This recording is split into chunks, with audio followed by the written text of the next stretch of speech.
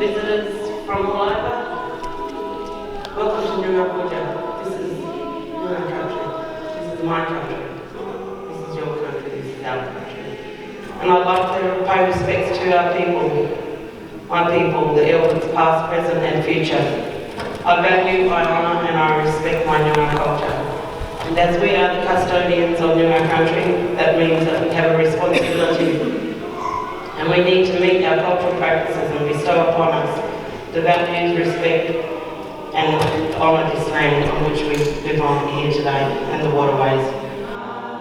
Atu tunua I maro haka mui miti kai wanga. Oi ara te tīmatatanga me ta haka o tinga te hakaaro mui. Nana nenga mea kotoa mai te rangi ki te whenui hanga te whenua kina mai ki te rangi. A tāwa ki a tāwa. Rera haka hono re haka pūreta I tuna I mai mā wākata. E te iwi morehu au Ahitereiria tēnā kouta. Tēnā kouta.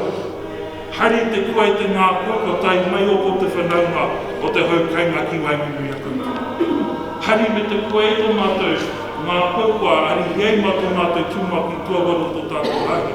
Ki runga kia koutou, o karanga kia tūna ki tātou I tīroa.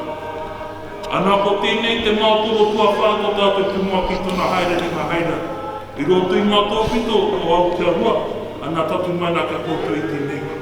I ngā tōpito o tēnei whenua tātou huri, ma tēnā koutou, tēnā koutou kakira ki ngā